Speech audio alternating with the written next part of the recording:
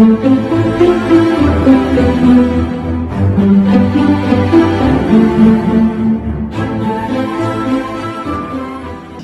amis téléspectateurs de Harmonie TV, encore un plaisir de vous présenter cet entretien. Aujourd'hui nous sommes avec deux penseurs, deux leaders d'opinion, mais également deux hommes reconnus en Afrique pour leurs activités, pour leurs actions, pour les droits humains, pour la dignité de l'homme en Afrique. Nous sommes au Sénégal, nous sommes au Mali et nous sommes au siège d'Africa Jom Center avec son fondateur, M. Tine. Bonjour. Bonjour. Un plaisir de vous recevoir dans cet entretien sur Harmonie TV. C'est tout le plaisir que j'ai de faire encore une fois un entretien avec Harmonie TV. Merci beaucoup. Donc nous sommes également avec Ibrahim Ag. Nous allons vous laisser le soin de vous présenter. Vous êtes à Dakar dans le cadre de vos activités. Bonjour. Bonjour, moi c'est Ibrahim Ag Baltanat, président d'honneur de l'association Temet. Et je viens à Dakar dans le cadre d'un réseau qu'on a créé ici, en vue de coordonner notre lutte dans le domaine de l'esclavage et des droits humains en général. De l'esclavage et des droits humains. Merci beaucoup. Donc, amis téléspectateurs, aujourd'hui, nous allons parler, comme je l'ai dit au début, de l'esclavage. Nous allons également parler de ces formes assimilées qui aujourd'hui se passent en Afrique. Dès qu'on parle d'esclavage, vous vous demanderez certainement au XXIe siècle, est-ce que ce débat est actuel? Et c'est la question qu'on posera peut-être à Tine. On est au XXIe siècle, mais on continue de parler d'esclavage. Oui, merci beaucoup de votre question. C'est un très grand plaisir de recevoir ici à Africa Jom Center Ibrahim, qui est quand même un expert reconnu. Je dirais même le professeur Ibrahim, parce que c'est un enseignant. Donc, avec qui nous avons partagé à plusieurs reprises, si vous voulez, une plateforme pour parler de l'esclavage, combattre l'esclavage sous toutes ces formes. Parce que quand même, au Mali, la question de l'esclavage par ascendance, c'est loin d'être une abstraction. Les violations des droits humains, ils sont particulièrement atroces et prennent toutes les formes qu'on peut imaginer. Donc c'est une occasion pour nous d'en parler avec Temet sur le projet que nous avons ensemble, avec Voice et avec Temet.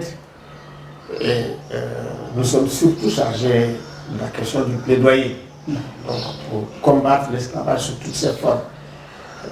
Bien qu'il y a ces formes les plus archaïques qu'on peut trouver dans pas mal de pays en Afrique de l'Ouest. On parle du Mali, mais il y a la Mauritanie.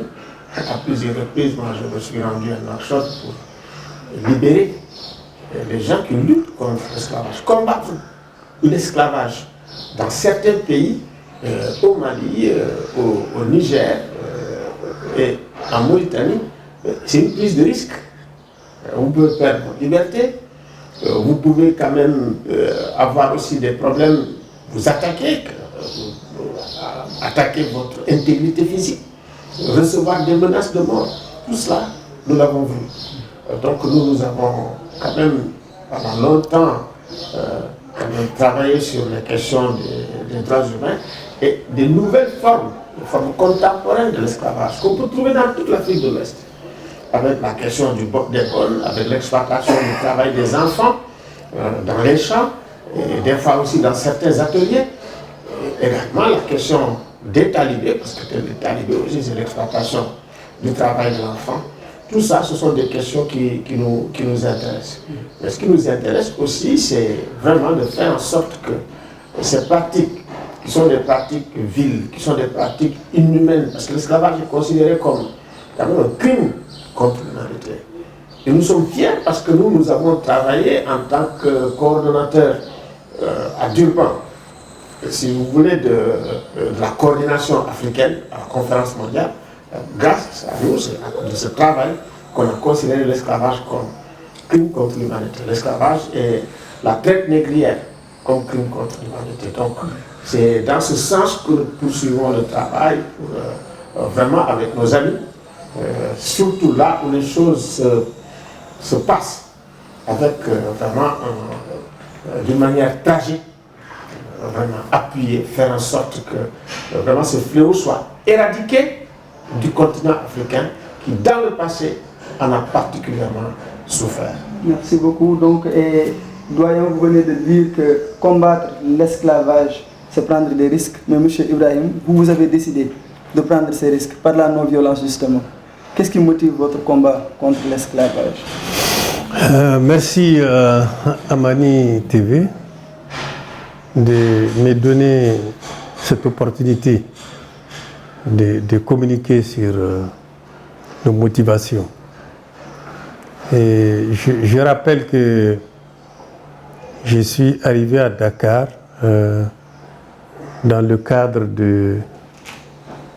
d'un projet qu'on a ensemble avec Afrikajom et puis une autre organisation de Mauritanie et avec comme partenaire Voice. Donc c'est une réunion habituelle de coordination de projets et d'échanges. Eh bien, ce qui nous a amené à nous engager dans la lutte, d'abord, je précise qu'au Mali, nous sommes les premiers à parler de l'esclavage au Mali. Quand nous, on a parlé de l'esclavage au Mali, c'était un problème. Et c'était déjà au nord en 2006. Et l'autorité de la région de Gao à l'époque a voulu nous créer des problèmes parce que pour elle, nous sommes en train de dénigrer le Mali. Et que nous sommes des apatrides. Parce que c'est ancré dans les... Parce que c'est ancré. C'est ancré, c'est une pratique vraiment très ancrée au Mali. Et il n'y a rien d'étonnant parce que c'est un héritage national au Mali. C'est une société féodale par le passé. Et l'esclavage, c'est l'institution la plus vieille. C'est l'une des institutions les plus vieilles au monde et la plus tenace. C'est-à-dire elle traverse les âges, cette institution, elle se maintient. Et c'est de ça que c'est à ça qu'on fait face. Et faire face à ça, c'est quand même... il faut avoir beaucoup d'énergie parce que l'esclavage est têtu. Il y a des pratiques ancrées qu'il faut changer. Et généralement, ces pratiques sont menées par les plus forts. Et il s'agit de changer ça. C'est quand même, il faut beaucoup d'énergie. Et votre association Temet s'engage dans ce cadre. Vous faites des activités. Et notre association s'engage dans cette lutte pour éradiquer l'esclavage au Mali. Aujourd'hui, il faut reconnaître que parler de l'esclavage n'est plus tabou au Mali, grâce à cette lutte-là. Il faut reconnaître que plusieurs autres associations ont été créées après, surtout à partir de 2014, ont été créées après. Et il faut reconnaître que présentement, il y a le code pénal malien qui est en train d'être revu et dans lequel on intègre des dispositions liées à la répression de l'esclavage. Il y a même une loi spécifique de lutte contre l'esclavage. Et dans 2 jours, il y aura un atelier organisé par le ministère de la Justice pour essayer d'avoir un avant-projet de loi spécifique à l'esclavage. Il y a donc une volonté politique qui accompagne ces actions. Mais justement, est-ce que, M. Tine, vous pensez que cette volonté politique-là, elle est présente en Afrique, notamment pour les chefs d'État de ces pays-là où l'esclavage est plus présent? Écoutez, la volonté politique peut exister, mais dans certains pays, les résistances vraiment au changement, surtout de mentalité par rapport à l'esclavage, oulala, c'est extrêmement dur. On rend compte au Mali, au plus haut niveau, même au niveau gouvernemental, vous n'avez pas une position cohérente. Certains, comme le ministre par exemple de la Justice, qui est engagé dans cette lutte, qui a beaucoup de détermination. Mais vous avez d'autres comment dirais-je, communautés, par exemple, dans lesquelles, si vous voulez, l'esclavage est le plus pratiqué. Mais soit vous avez des justifications de l'esclavage, d'une autre manière, soit vous êtes dans le délit. Et c'est ça la chose la plus grave. Mais comment se manifeste l'esclavage exactement? Au Mali? Oui. C'est vrai qu'il s'enlève, exproprie. Vous exproprie, vous n'avez rien. Et c'est des formes d'apartheid. C'est incroyable, moi, quand on me raconte ça. Je pense qu'Ibrahim est mieux placé pour le dire. Peut-être qu'il va le dire mieux que moi, parce qu'il les a vécus. Et tout de même, en tant qu'expert indépendant des Nations Unies, je travaille sur la question. Dans mes rapports, je souligne la question de l'esclavage. Mais il y a des crimes innommables, il y a des tortures. Il y a quand même des, comme on dit, c'est inénarrable à l'heure actuelle, les pratiques qui se font, les expropriations qui se font. Et même jusqu'au cimetière, hein, le cimetière, c'est ça, non? C'est ça, voilà. C'est ça. Donc, ça veut dire que c'est inimaginable. Cimetière pour esclaves, vraiment. Cimetière pour nobles. Exactement, exactement. Et le soutien, c'est autant au niveau gouvernemental qu'au niveau des chefs religieux, par des gens qui sont souvent des grands électeurs. Et la plupart des gens qui ont la chance, si vous voulez, d'être au gouvernement ou dans des hautes sphères, ils essayent d'être invisibles, d'effacer le truc d'esclave et de passer, disons, à un autre rang. Tout cela rend la chose beaucoup plus difficile parce que ce sont des questions de culture, des questions d'idéologie, parce que l'esclavage, si vous voulez, c'est tout simplement une forme d'oppression, et parmi les oppressions les plus ignobles qu'on puisse trouver. Donc on ne peut pas trouver, comment dirais-je, une raison à l'esclavage. C'est en réalité la négation de la dignité humaine. C'est la pire des formes d'objectivation, par exemple, de l'être humain. Merci beaucoup. Et M. Ibrahim, on sait que parfois ça, en tout cas, se manifeste de façon pas catholique. Si on voit que parfois les esclaves n'ont pas accès ou n'ont pas droit aux terres, parfois également il y a d'autres conséquences que le fait d'être esclave engendre, notamment pour sa famille. Est-ce que vous pouvez revenir sur ces éléments-là qui font peut-être que vous vous engagez pour lutter contre l'esclavage? Bon, l'esclavage, ce qu'il faut retenir, c'est que l'esclave, il a un statut. Il a un statut qui fait que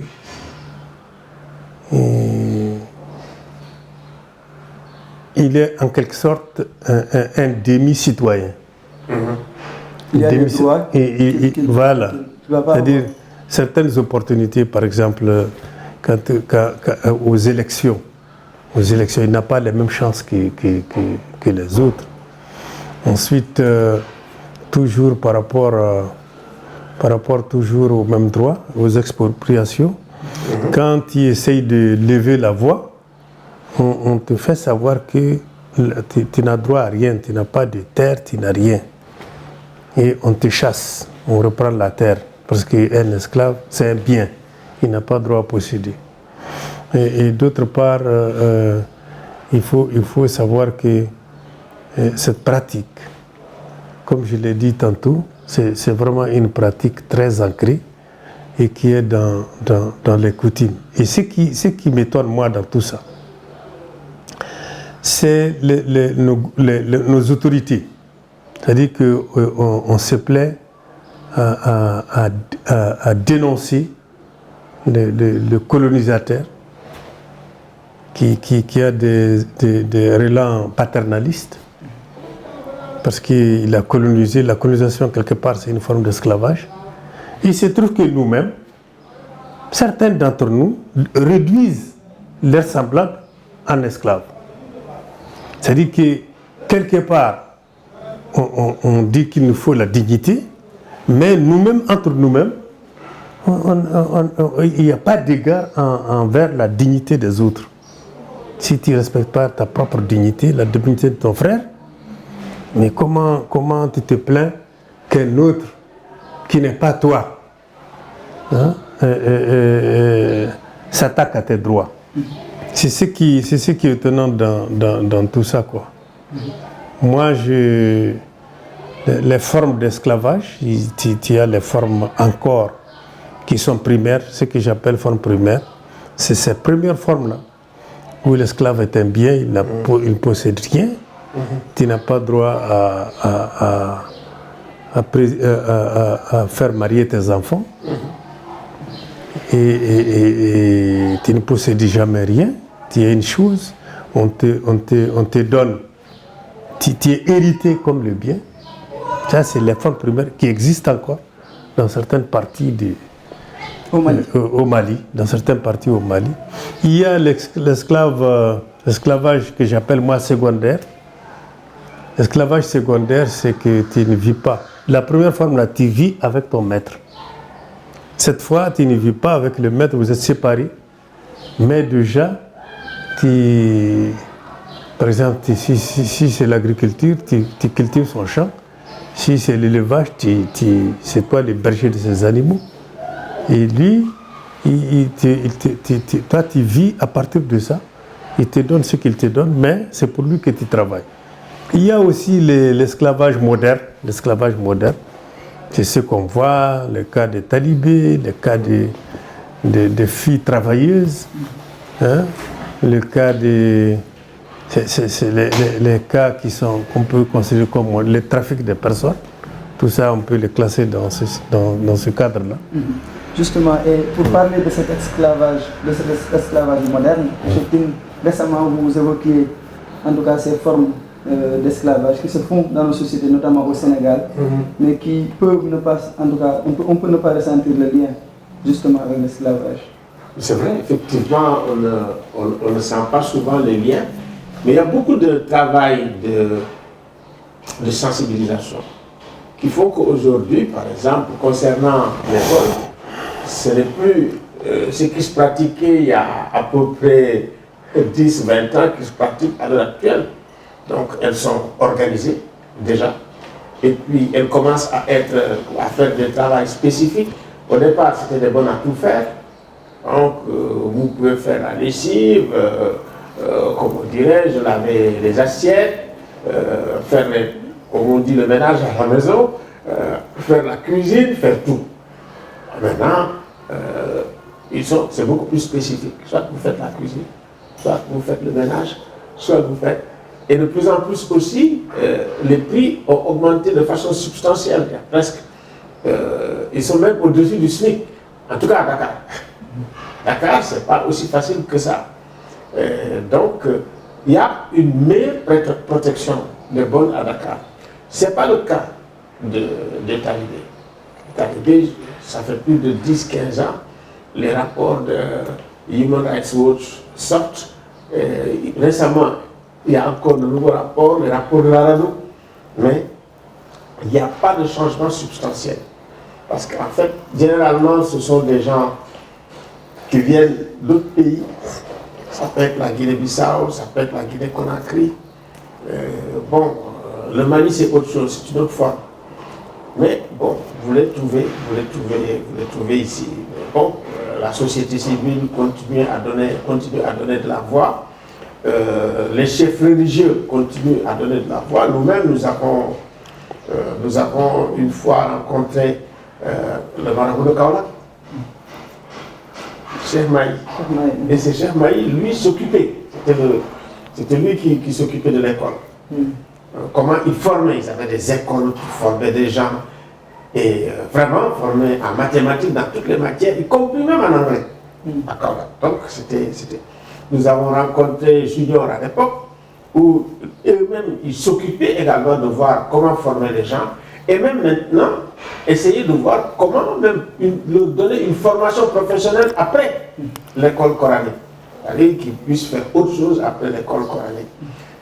Ça, c'est totalement différent de marabouts, souvent qui viennent, qui vont être dans des maisons souvent qui sont en construction, avec les darabés, les enfants n'apprennent pas le Coran. Tous les jours que j'ai fait, ils sont dehors, vraiment sans chaussures, avec des habits déguedillés, et des fois très jeunes. Tu vois maintenant des enfants de 3-4 ans. Des fois, ils sont carrément, si vous voulez, écrasés par des voitures, qui le font et qui partent. Comme si c'était des objets, ou c'était un chien qu'on avait écrasé et qui partait. Toutes ces choses-là, qui sont abominables, existent. Donc il va falloir effectivement que aussi bien la société civile que les médias dénoncent, donnent de la voix. Parce que je sais aussi qu'aujourd'hui, de plus en plus, les marabouts sont en train de donner de la voix. De plus en plus, l'État est obligé aujourd'hui de sortir un concept de Dara moderne. Parce que, tu sais, dans les plus grandes universités, tu sais, nous, on était un peu effarouchés quand on a vu la mosquée à l'université Cheikh Anta Diop. Mais bon, l'autre jour, j'ai vu dans une université américaine où les gens, ils ont l'église. Et puis, il y a une formation aussi, qui est une formation théologique pour les gens qui le veulent. Donc, c'est totalement différent du système de la laïcité à la française, où c'est une laïcité beaucoup plus radicale. Il me semble que c'est bon qu'on regarde cela et qu'on essaye de voir comment on peut, que les gens aussi qui ont des croyances, qui croient à quelque chose, que, bon, comme on a fait pour les écoles catholiques, aussi que les musulmans peuvent avoir, s'ils le veulent, la possibilité d'être formés à l'école. La formation religieuse, c'est dans notre société, hein, parce que nous sommes très croyants dans notre société, et il faudrait peut-être que l'école pense à intégrer cette formation dans les écoles. Que ce soit chrétienne, catholique, musulmane ou autre, c'est important parce que ça fait partie de la culture, de notre ancrage en Afrique, et c'est bon effectivement de voir ces possibilités et ces perspectives. Amis téléspectateurs, je vous rappelle que nous sommes avec M. Alioune, fondateur d'Africa Jom Center, et Ibrahim Ak, qui est le président de l'association TEMED, qui en tout cas évolue, qui s'active dans tout ce qui est droits humains et qui lutte contre l'esclavage. Je vais peut-être revenir avec vous, M. Ibrahim, pour vous demander justement, il faut qu'on bouge, que la situation change en Afrique, mais qu'est-ce qu'il faut justement pour déconstruire ces préjugés, cet esclavage d'être en Afrique? Ce qu'il faut, moi j'estime qu'on a déjà amorcé ça, c'est favoriser le réseautage, parce que les problèmes au Mali, les problèmes en Mauritanie, au Niger, pour les combattre, il faut des ensembles. Et ces ensembles, c'est pour cela que notre réseau comprend aujourd'hui le Sénégal, la Mauritanie, le Niger, le Mali, et même d'autres pays de l'Asie. C'est pour cela également qu'au sein de notre réseau, on repère des experts en la matière, en particulier M. Alioune, et des experts qui sont reconnus sur le plan même mondial pour ce qui est de leur travail de plaidoyer, parce qu'il est question de changer les mentalités, les pratiques auxquelles j'avais fait allusion tantôt, ancrées des années durant, des siècles du moins. Alors, pour les changer et influer sur le comportement des tenants du pouvoir, il faut une société civile forte qui porte voix. Et c'est ce qu'on est en train de construire. Il faut donc une société civile forte, mais qu'est-ce qu'il faut d'autre changer là-dedans? Mais il vient de le dire, hein. D'abord, il faut s'organiser, c'est-à-dire mettre en commun nos ressources humaines, matérielles, notre imagination. C'est ce que nous sommes en train de faire. Agir ensemble, c'est ce que nous sommes en train de faire avec le soutien d'un partenaire. Et puis ensuite sensibiliser, surtout dans la presse, sensibiliser l'opinion. C'est extrêmement important. Tout ce que nous sommes en train de faire. Interpeller les pouvoirs publics. Par exemple, grâce à l'interpellation qu'ils ont fait des pouvoirs publics et que nous-mêmes nous avons fait auprès du ministre de la Justice pour demander quand même de criminaliser l'esclavage, de ne pas tolérer l'impunité des crimes commis au nom de l'esclavage. Et d'ailleurs, nous avons franchement eu une bonne réception du ministre de la Justice du Mali. Bon, nous tenons également, nous faisons, il n'y a pas si longtemps, en Mauritanie, avec comment nos amis, comment il s'appelle encore? Ibrahim. Ibrahim, voilà, Ibrahim. Fondation Sahel. Voilà, donc on a fait avec l'État de Mauritanie, qui est assez avancé, parce que, vous savez, la Mauritanie était très visible par rapport aux pratiques de l'esclavage.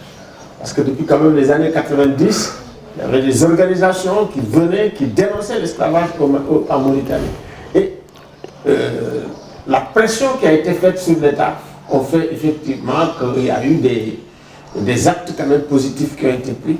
Mais il faut quand même bien se rendre compte qu'il y a une bonne résistance qui est organisée au sein de la société, qui est toujours encore, il faut le dire, ils disent que c'est des séquelles de l'esclavage.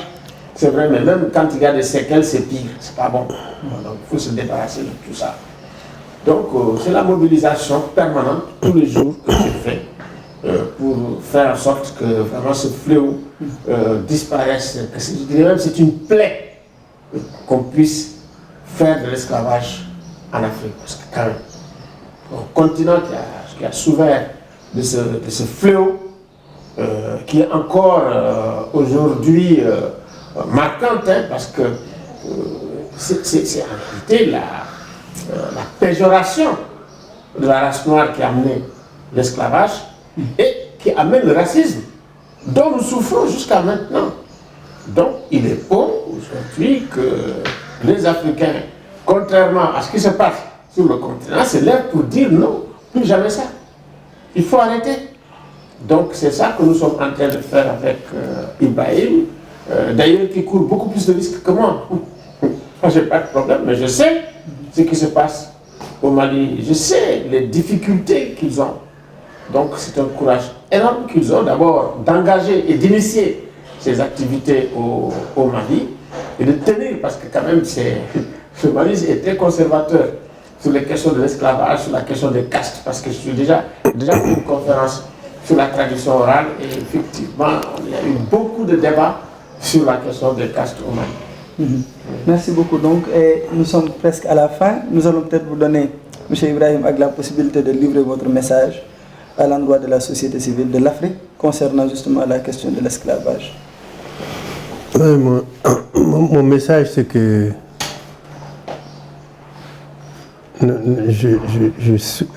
j'invite la société civile à jouer réellement son rôle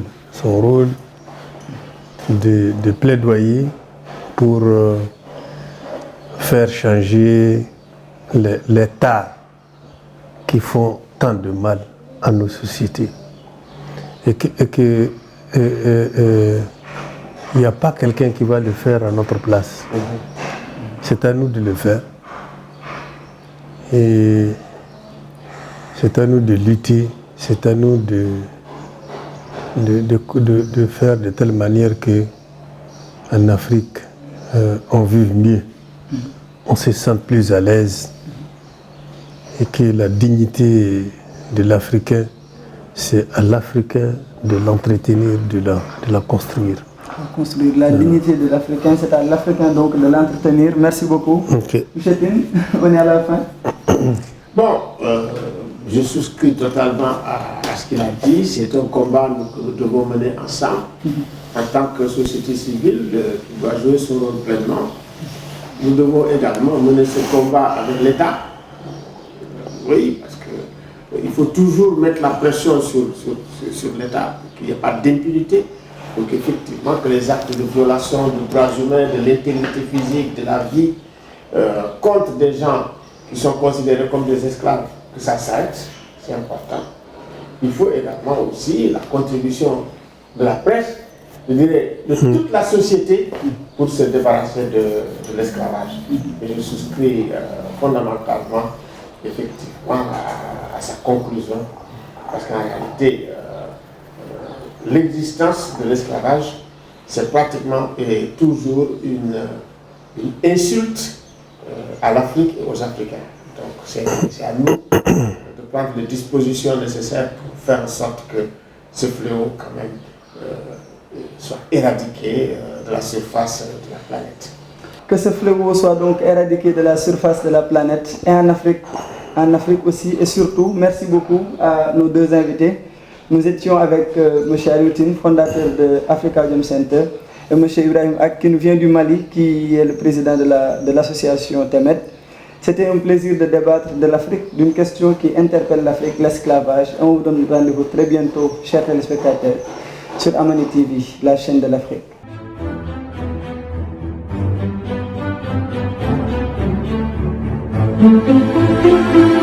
Thank you.